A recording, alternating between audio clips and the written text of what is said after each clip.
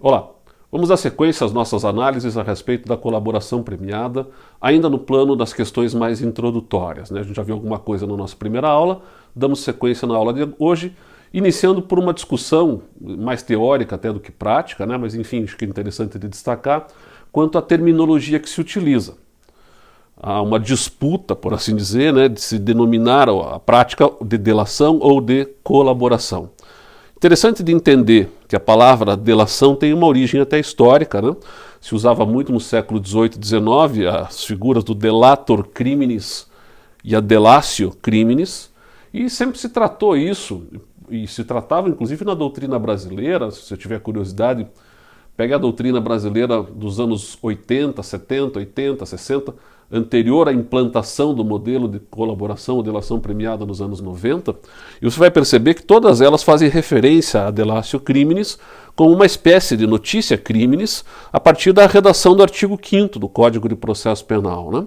Se trabalha muito com a ideia no plano teórico, doutrinário, de que a delatio criminis, uma delação criminal, né, é uma espécie do gênero da notícia do delito, da notícia criminis, normalmente feita pela vítima. Quando a vítima procura o Estado para comunicar que foi vítima, diz a doutrina, isto é uma delatio criminis, espécie do gênero notícia criminis.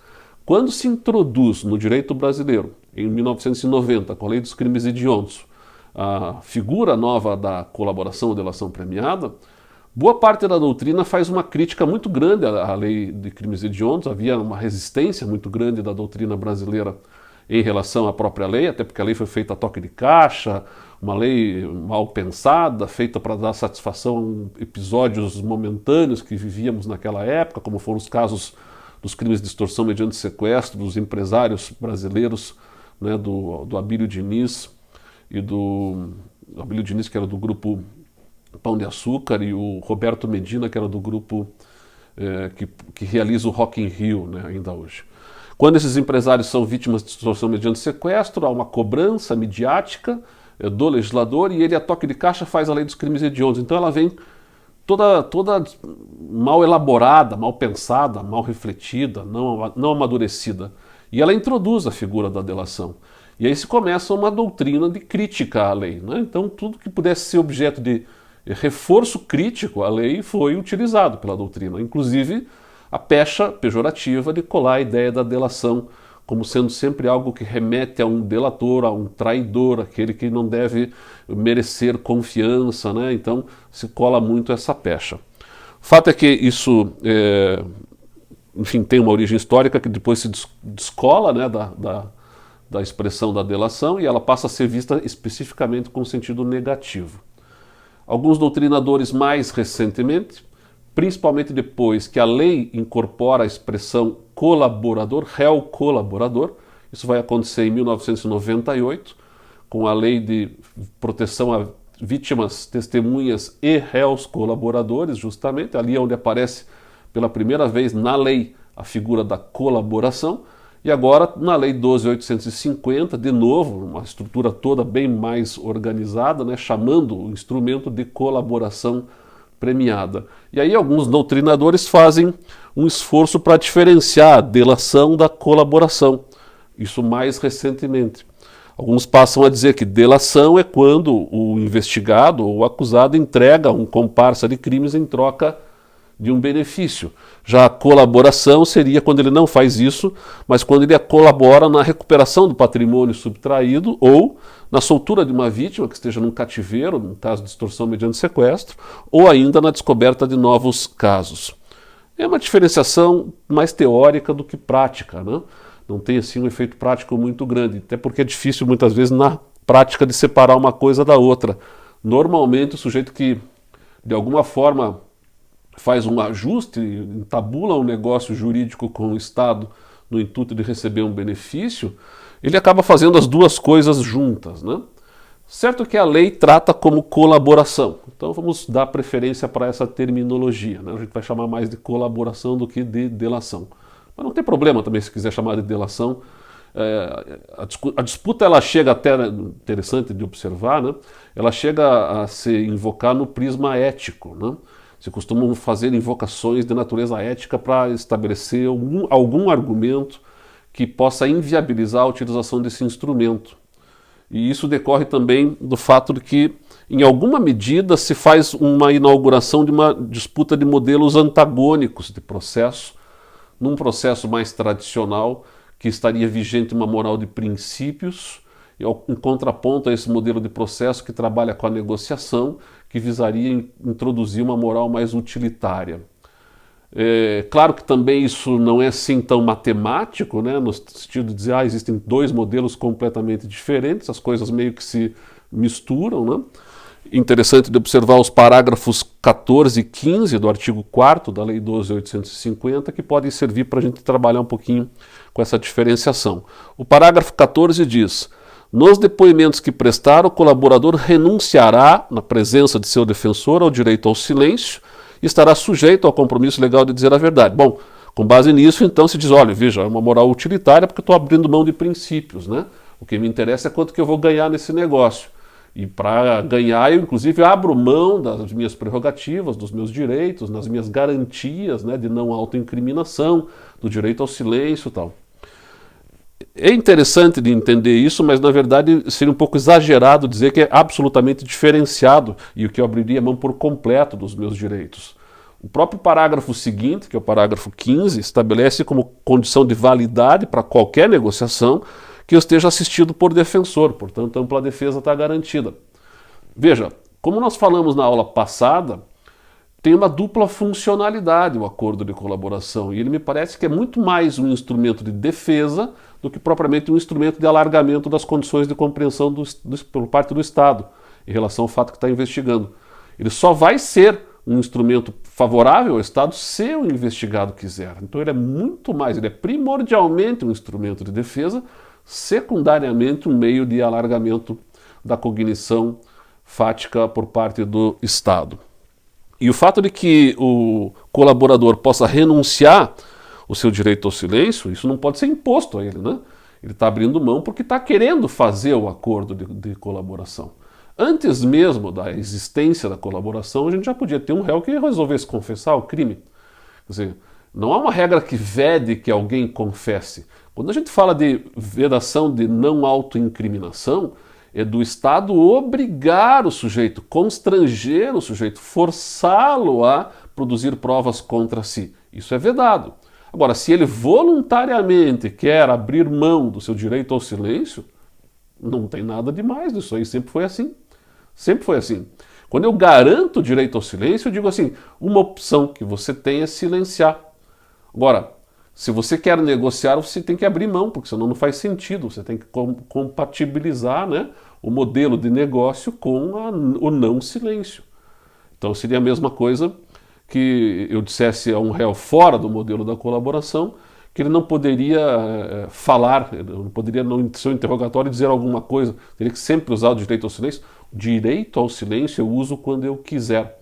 Direito à não autoincriminação eu uso quando eu quiser. Se eu quiser apresentar provas que me autoincriminam, não tem problema, não tem nada que vede isso. O que se veda é que o Estado obrigue, que o Estado constranja. Claro que se ficar evidenciado no acordo de colaboração que houve um constrangimento por parte do Estado, o acordo está viciado, né, na sua forma. Não é possível isso.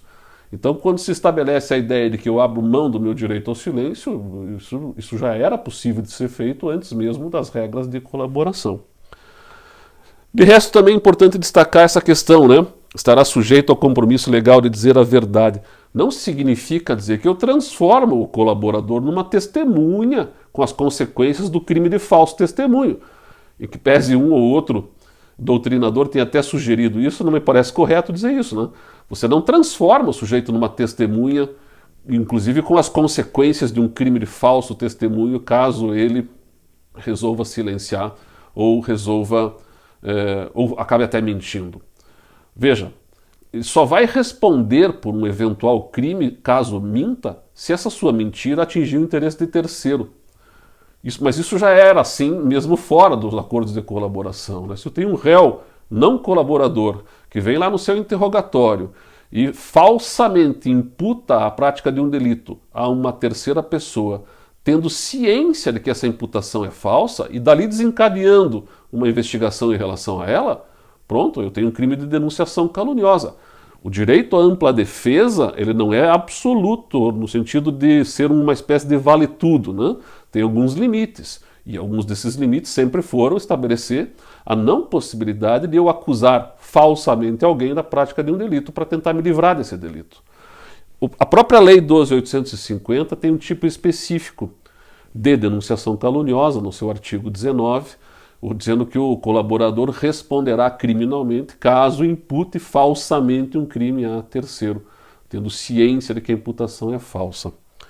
Então, me parece um pouco exagerado estabelecer que há uma divisão radical entre dois modelos de processo, um modelo de princípios, um modelo utilitarista, como se fossem completamente diferentes. O réu colaborador não abre mão de algumas garantias no seu sentido pleno. Mesmo quando ele assume um compromisso aqui de abrir mão do direito ao silêncio em alguma medida, isso não é para sempre, né? E se ele resolver mudar de ideia, inclusive, ele pode restabelecer esse direito. Claro que daí ele estaria violando uma cláusula contratual do negócio jurídico realizado e esse negócio se esvaziaria. Mas nada impede que ele amanhã ou depois, em juízo, resolva mudar de ideia e resolva dizer, sabe o quê? Eu não vou mais, enfim, aderir completamente àquela cláusula de renúncia ao direito ao silêncio. Eu agora quero silenciar. Bom, qual é a consequência? Quebrou o contrato, pronto. Mas não é que ele fique inviabilizado ad perpetuum rei memoria, né, para todo sempre, né, de fazer uso do direito ao silêncio. Ele poderá invocar esse direito ao silêncio a qualquer momento. Mas há uma insistência teórica, né, como eu estava dizendo, de fazer muito uma disputa de discursos de ética. Então eu vou rapidamente apresentar esses argumentos para vocês. Quem é contra a ideia da colaboração costuma argumentar no plano ético no seguinte sentido, dizendo primeiro que o Estado não pode incentivar traições. Então a existência da colaboração premiada seria violada a ética de um Estado que estaria incentivando traições, não seria adequado. Se costuma contrapor esse argumento dizendo que não cabe ao Estado proteger uma ética de criminosos. A lei da omertà, a lei do silêncio, né? Omertà é a palavra que os mafiosos italianos usam, né, para dizer que quem integra a estrutura mafiosa jamais pode falar algo para quem não é da estrutura mafiosa, não pode falar de como funciona, quem são os integrantes, e se falar, morre.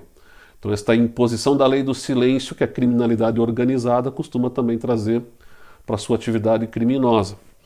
Então, esta ética que alguns querem defender aqui, se costuma dizer que é uma ética que não cabe ao Estado defender, porque é uma ética de criminosos, não cabe ao Estado defender uma ética entre comparsas de crime. Se costuma também dizer que a colaboração valoriza uma qualidade negativa no ser humano, porque incentiva a traição, e também não é adequado que o Estado tenha uma lei que valorize qualidades negativas do ser humano. Se costuma contrapor esse argumento dizendo que o ideal é que o criminoso migre de onde se encontra para o sistema de justiça, né? Então você tem um Estado que, na verdade, cria um instrumento que deseja fazer com que o cidadão que está lá praticando crimes saia desse modelo e se aproxime de um modelo de justiça. Então ele não está valorizando uma qualidade negativa, ele está querendo reforçar um modelo positivo. Se costuma também criticar dizendo que esse modelo de colaboração ele reforça uma quebra de confiança. E a confiança sendo uma cola de ligação social, né? Quando você tem regras que incentivam quebra de confiança, você contribui para o esgarçamento do tecido social. Se costuma contrapor dizendo que não cabe ao Estado proteger a confiança entre criminosos, de novo, nessa mesma linha, né? Então o Estado não teria como um dever ético proteção de confiança entre criminosos. Também se argumenta contra a colaboração, no sentido de que a traição é tipificada como crime. No artigo 154 do Código Penal é crime, por exemplo, revelar segredo industrial. Então eu tipifico como crime a conduta daquele que trai, né, uma indústria e revela um seu segredo. Então é tão séria a questão que o Estado tipifica. Se costuma contrapor o argumento dizendo que não revelar segredo também é tipificado como crime em alguns casos, né, como por exemplo o artigo 269 do Código Penal, que é o crime de omissão de notificação de doença compulsória. Então, se em algum momento o legislador tipifica como crime a traição, em outro momento ele tipifica como crime a não traição. Então isso varia muito dependendo do momento, da circunstância e do olhar, né? Se diz também que o Código de Processo Penal tem regras que proíbem determinadas pessoas de depor justamente para preservar segredos, né? Isso como um argumento contrário à colaboração. E se faz o contraponto dizendo que, de regra, aliás, as testemunhas são obrigadas a falar sob pena de crime de falso. A regra é justamente o contrário dessa exceção que está sendo apontada. Enfim, você tem argumentos contra, você tem argumentos a favor no plano ético. É muito interessante discutir essas questões no plano ético, mas o fato é que a lei está vigente. O Supremo Tribunal Federal considera a lei constitucional, entende que não há nada de se questionar quanto à sua razão de ser, né? E, portanto, essa é uma discussão que fica mais no plano teórico do que também no plano prático. Alguns aspectos importantes, no entanto, dessa discussão ética a gente tem que levar em conta, né? Por exemplo, como o fator confiança influencia no sucesso ou no ajuste dos acordos de colaboração que possam vir a acontecer. Existe uma situação regrada aqui no artigo 4º da lei, no seu parágrafo 10º, dizendo o seguinte: as partes podem retratar-se da proposta. Então eu posso começar a entabular uma negociação e mudar de ideia e me retratar da proposta que foi feita. Nesse caso, né, as provas autoincriminatórias produzidas pelo colaborador não poderão ser utilizadas exclusivamente em seu desfavor. Essa era a única regra existente até o advento do pacote anticrime. Com o pacote anticrime, que entrou em vigor agora 23 de janeiro de 2020, muita coisa foi alterada na lei de colaboração, na lei 12.850, né, de crime organizado. Inclusive, nesse campo dessa discussão de aproveitamento de provas, se introduziu aqui o artigo 3º-B, que no seu parágrafo 6º diz o seguinte: na hipótese de não ser celebrado o acordo por iniciativa do celebrante aqui leia-se Ministério Público ou delegado de polícia, esse não poderá se valer de nenhuma das informações ou provas apresentadas pelo colaborador de boa-fé para qualquer outra finalidade. Então, veja, fator confiança, estava destacando, né? Pode haver uma retratação da proposta como uma espécie de uma jogada malandra, não ética, né? Imagine o seguinte, imagine que eu estou sendo investigado. E eu estou acompanhando a investigação com o meu advogado e estou percebendo que o Ministério Público está caminhando bem, que a polícia está caminhando bem e que não vai demorar muito, eles vão descobrir o meu crime na sua inteireza. Eu me antecipo. Eu me apresento e faço uma proposta de colaboração e estabeleço que vou apresentar então provas que me autoincriminam, certo? E que o Estado não demoraria muito até para chegar nelas, né? E eu me antecipo ao Estado e digo, olha, eu apresento as provas que me autoincriminam desde que a gente chegue aí num acordo. O que você, Estado, me propõe em troca destas provas que eu estou apresentando e que são inclusive autoincriminatórias, né? Estou abrindo mão do meu direito de não me autoincriminar. Aí o Estado vem e diz, olha, para esse tipo de situação eu proponho, sei lá, uma redução de pena. Aí o sujeito diz, ah não, mas aí fica pouco. Eu queria não ser sequer denunciado. O Estado diz, não, mas aí não dá. Então chegou no impasse, então sabe o quê? Então eu retiro a proposta. Né? Eu me retrato da proposta. A gente não fechou o acordo ainda. Estamos no começo da negociação. Eu apresentei provas autoincriminatórias, o Estado tomou conhecimento dessas provas, nós não fechamos o acordo e eu me retratei da proposta que fiz inicialmente. O que diz a lei? O Estado, nesse caso, não pode usar as provas exclusivamente em meu desfavor. Pode usar contra terceiros, mas não pode usar contra mim. Então seria uma grande jogada, entre aspas, né? Uma espécie de uma malandragem, uma falta de ética, como que eu dissesse assim, bom, se eles vão chegar na prova, eu me antecipo, digo que estou abrindo mão do meu direito de não autoincriminação, o Estado cai na minha, começa a negociar e eu pulo fora, e ele não pode usar as provas que poderiam de fato me incriminar. Veja, aqui tem uma situação que pode ser resolvida por aquelas teorias que trabalham com a teoria dos frutos, com a mitigação da teoria dos frutos da árvore envenenada. se ficar evidenciado que o Estado chegaria inequivocamente nestas mesmas provas que eu corri apresentar me autoincriminando, se fosse uma situação de descoberta inevitável, é possível fazer-se a invocação dessa teoria da descoberta inevitável para dizer, olha, eu chegaria de qualquer jeito nessas provas. Então não é que eu esteja usando as provas que você apresentou, é que no caso concreto eu poderia chegar nelas e chegaria naturalmente, ou poderia obtê-las por uma fonte independente da negociação que foi entabulada aqui. Agora, se quem não fechou o acordo foi o próprio Ministério Público ou o delegado, eles começaram a fechar o acordo, a negociar e resolveram pular fora. Se não se celebra o acordo por iniciativa do celebrante, como eu disse, celebrante, leia-se Ministério Público ou Polícia, bom, aí não pode usar para nenhuma outra finalidade essas provas, né? E aí fica diferente o olhar. Então essa questão do fator confiança é bastante importante, porque se ficar também evidenciado que o sujeito usou de uma malandragem, né, para não fechar o acordo, para querer evitar que o Estado usasse, eu tenho uma válvula de escape para lá, e mais do que isso, o advogado que participou dessa negociação fica meio com uma pecha negativa no cenário das colaborações premiadas que possam ser, enfim, produzidas daqui para frente, né? Lembra sempre, eu falei isso aqui também na aula passada, né? O modelo de ganha-ganha é o melhor modelo de negociação, e o modelo de ganha-perde, você ganha muito aqui, outra parte perde bastante ali, é um modelo que tende a ser no médio e longo prazo ruim para quem ganhou, porque tende a fazer com que a outra parte não queira mais negociar. Então você tem que estabelecer sempre um olhar ético de participação nos acordos de colaboração, não blefando de preferência, ganhando a confiança um do outro para que a negociação possa fluir no modelo ganha-ganha, certo? Outra questão importante é o fator tempo. E aqui eu destaco dois casos da Lava Jato, né, que foram bastante difundidos e discutidos na época, né? O caso da Odebrecht, foram 10 meses de negociação. Durante 10 meses, praticamente toda semana, advogados e procuradores da República sentaram numa mesa para negociar os termos do acordo da Odebrecht, que envolvia 70 e tantos diretores da empresa, né? Foi um acordo gigantesco que foi feito.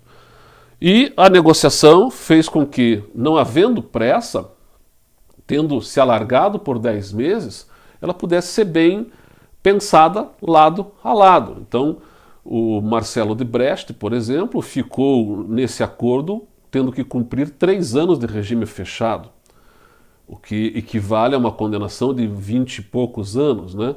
Se a gente levar em conta a legislação da época, em que a progressão se dava com 1/6.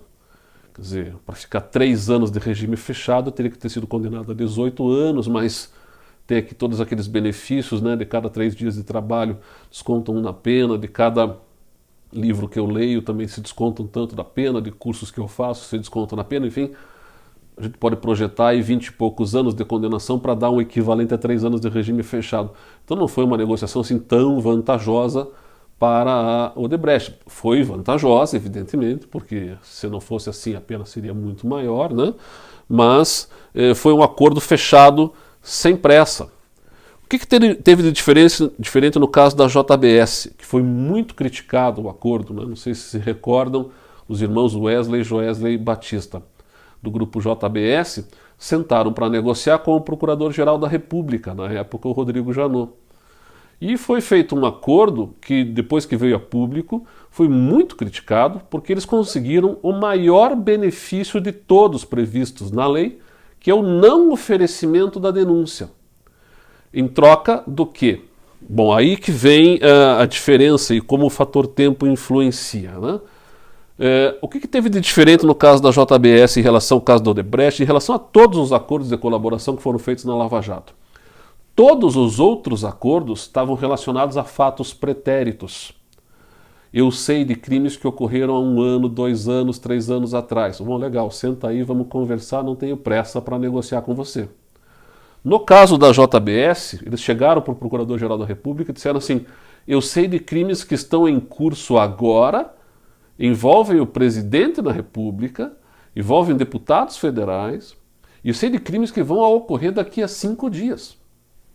Quer prender em flagrante um deputado federal que vai receber uma mala de R$500 mil para ser entregue, segundo o delator, para o então presidente da República? Pô, mas como é que eu vou fazer isso? Não, eu sei que este crime vai acontecer daqui a 5 dias porque eu vou participar dele. Quer prender em flagrante? Eu te entrego o sujeito de bandeja. A pressa se deu em razão de que o crime que estava sendo revelado era um crime que iria acontecer ainda. E aí, para que isso fosse viabilizado em termos de produção probatória, em termos de, enfim, de investigação, foi necessário fazer uma série de pedidos ao Supremo Tribunal Federal, pedidos estes que envolviam, inclusive, a necessidade de fazer uma redução a termo de uma gravação que foi entregue entre o presidente da República e os investigados, segundo a qual, né, teria ali um conteúdo incriminatório. A redução a escrito disso, você pega o áudio e põe no papel. Tenta fazer com a aula que nós estamos assistindo aqui, ver como é demorado para você pegar alguém falando e querer transcrever no papel o que o sujeito está dizendo. Você tem que ficar indo e voltando. O que foi que ele disse mesmo? Volta lá, porque eu não peguei direito, volta. Pô, leva um tempo para fazer isso.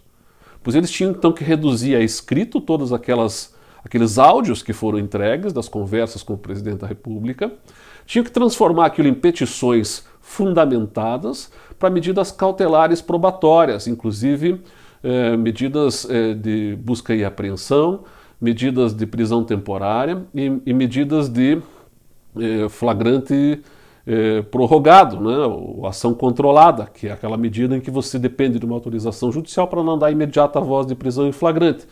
A ideia qual era? A ideia era monitorar o sujeito recebendo o dinheiro, segui-lo para ver até onde o dinheiro iria, né, para ver quem é que iria receber esse dinheiro. Eles até começaram a fazer isso. Não sei se se lembram daquelas imagens do sujeito recebendo a mala na pizzaria, saindo correndinho, entrando no carro. Acontece que eles perderam o sujeito no trajeto ali, né, do trânsito de São Paulo, mas a ideia era segui-lo até o seu destino. Não foi possível ir até o fim, porque eles no trânsito de São Paulo acabaram se perdendo.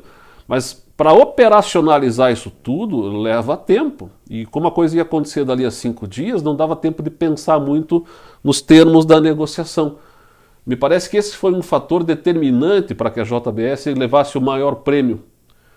Claro, aqui sentaram para negociar também, tem um outro aspecto importante, né? Sentaram para negociar empresários que estão acostumados a sentar em mesas de negociação de compra e venda. Eles estavam de um lado da mesa, e do outro lado da mesa você tem procuradores da República que não têm o traquejo de negociador, até porque isso nunca foi ensinado nas faculdades de Direito, né?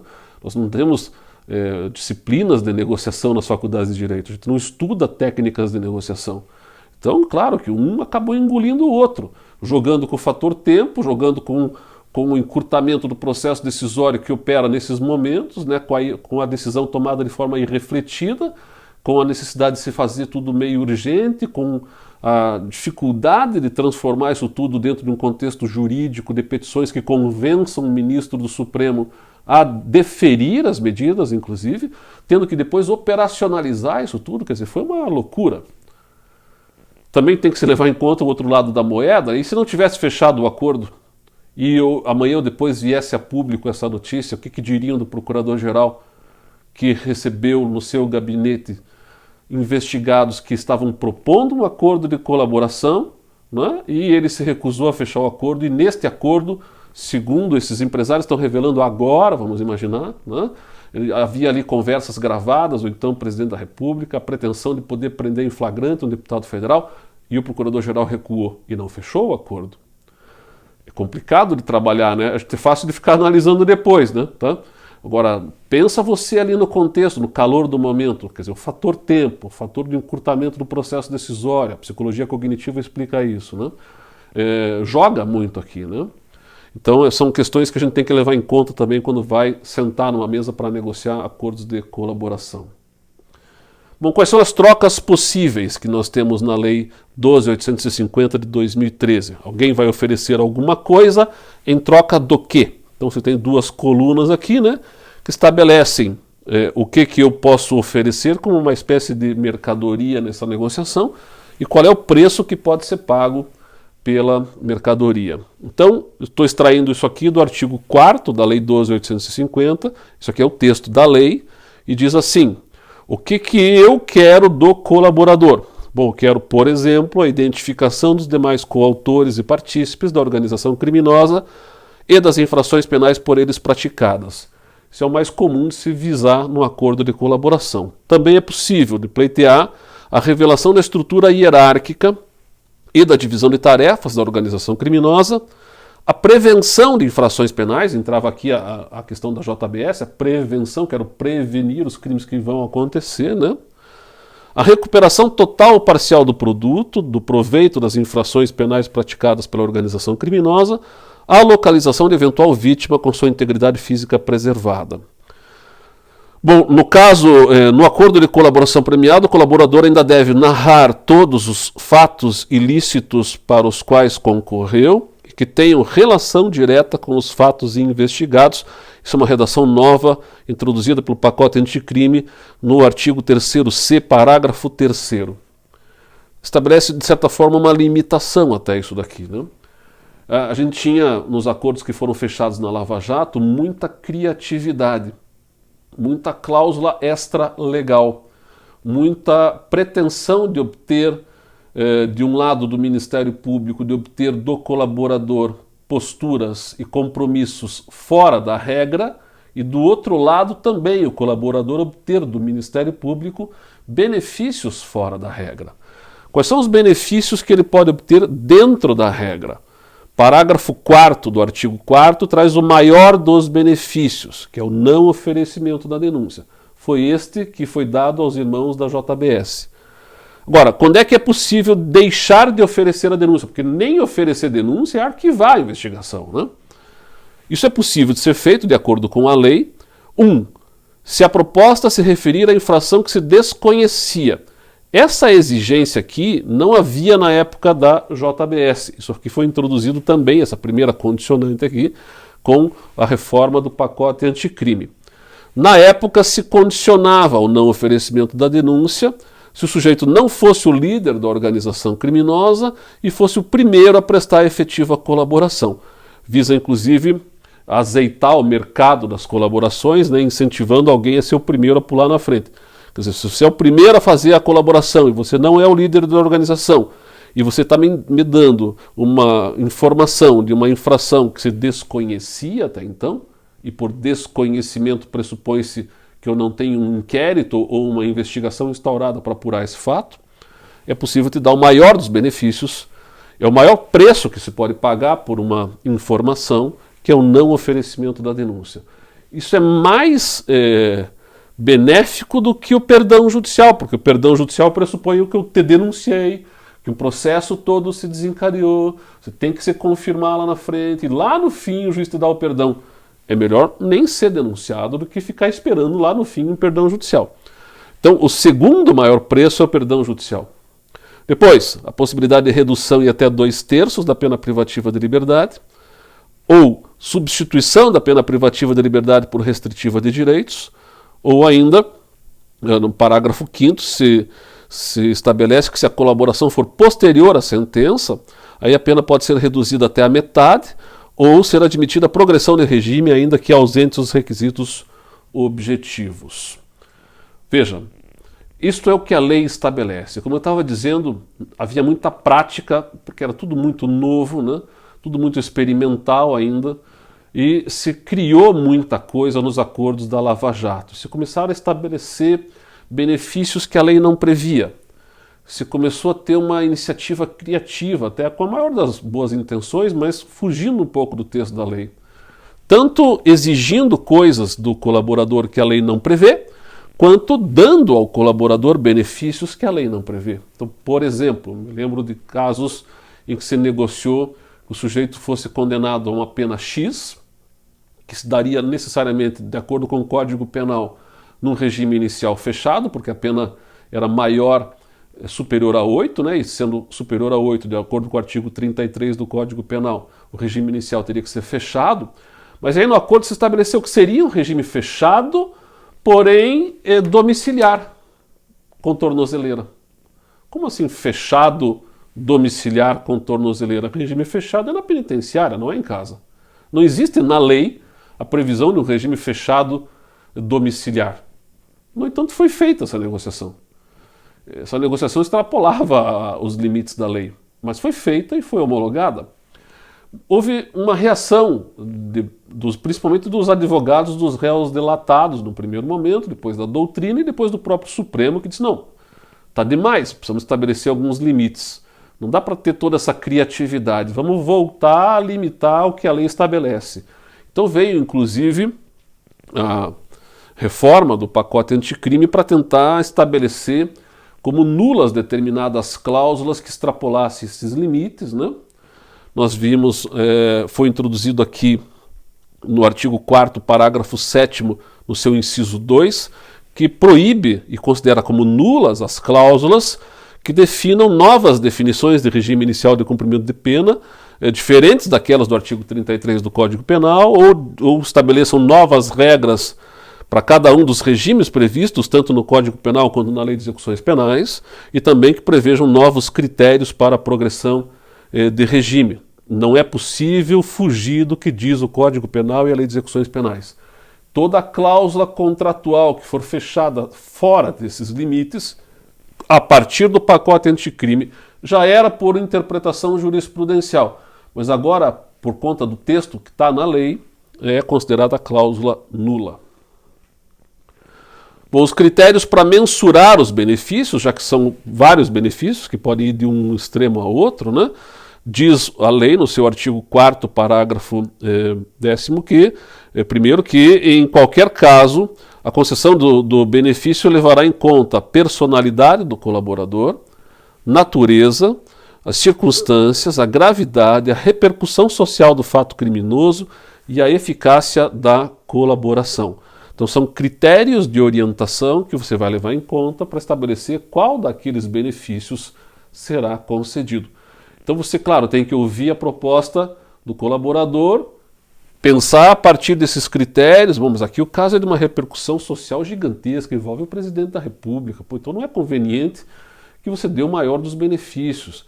Aqui é uma situação que esse sujeito vai praticou uma série de crimes e não vai ter resposta nenhuma do Estado. Não é possível, o Estado tem que dar alguma resposta, senão vira quase que um incentivo à prática de crimes.